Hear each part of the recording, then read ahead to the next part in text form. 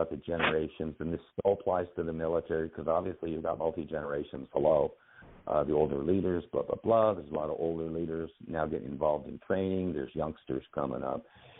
And I wanted to share something because I don't know if anyone's heard this before. You remember I like secrets, right? That's like stuff that's never been public before or whatever. And you'll remember this, Val, because you were there. I hosted a campfire chat down in Arizona City, Arizona. Goodness, it was over a year ago. Campfire chat with Sheriff Mark Lamb. You were there. Val, it was 1.5 hour unedited conversation just like this. And the sheriff has got, there's a lot of things actually. I still have that recording. It's an hour and 15 minutes. I'm going to be releasing that on my YouTube channel and or some type of view. So we'll keep people posted on that. It's never been released publicly before. And a number of things that Sheriff Lamb talked about that, goodness gracious, Val, he wasn't even running for the Senate at the time. So it was almost, there's some prophecy action going on here or whatever. But we talked about a lot in that campfire chat, as you remember, about the generations. And Mark is very astute at it. Of course, a brilliant manager, brilliant executive as the sheriff of Pinal County. He's got a $39 million budget. He's got deputies that are transferring from other states and counties and to work for him. Yep. And you and I know well why. But he's brilliant with the generations. He's a Gen X, by the way, as are you, as is Captain McCormick. But Sheriff Lamb brought up in his campfire chat, we were talking about the generations, and he was talking about millennials, if you remember. He's talking about millennials because, as we were speaking earlier, especially younger generations, they get branded, you know, like we do, cliches, labels, whatever, millennials, blah, blah, blah, blah, blah. And Sheriff Lamb put a different perspective on it for both you and I. I love it when we were both president accounted for this conversation. He said millennials.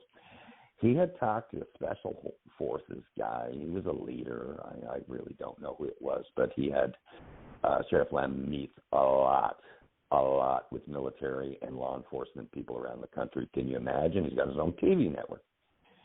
But he talked to us about the millennials, and he said he talked to this special forces gentleman. He said millennials, for the bad rap they have, there's just a plethora of them who are the fiercest warriors, the best warriors that this gentleman had ever seen. It took me aback. Is that millennials?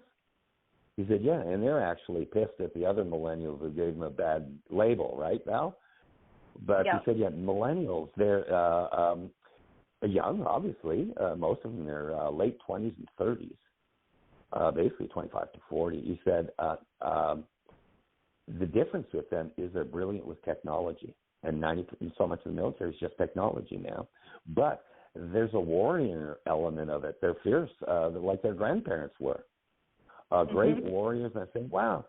So if that's something no one ever heard, I guess, if anything, let's not label, for sure.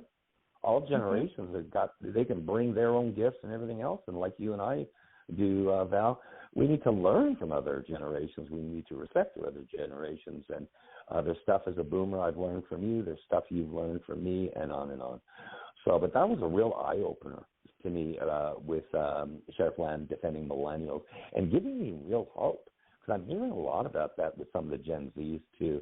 Gen Zs generally are 15 to 25. And also a good swath of those that are true conservatives. I mean, red, white, and blue conservatives, military, pro-military. So let's none of us label anyone, including Gen Z or goodness, old beat-up baby boomers like me, Val. Beware a baby boomer who's harnessed technology, right? But so I wanted to bring that. I just wanted to bring that up because I'd never heard that about millennials. And I don't know if you have anything to add generationally to that, because it applies to everybody. If you don't know the generations, again, there's going to be 7 if you count the wives in the workplace. They all have their own traits, character, personality traits, and you must know what the difference is. You must know how to motivate each and every generation, because they're all different how they get motivated, and know the difference, or you're going to spin through people left and right. So if there's a message, it's that, and goodness gracious, doesn't it come down back to that inclusive dueling citizens brand where, hey, I believe we all agree on 80% of life, 80-20 rule, and it's the 20%, everybody's the 20% that we all wrestle over, argue over, or hear in the stupid mainstream media is that 20%.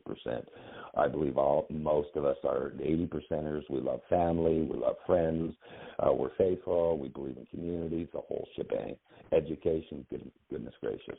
So let's do that. Let's rally around the 80% commonality, and not really worry about the 20. Really not. And especially, I'm tired of hearing a lot of the 20%. Thank you very much.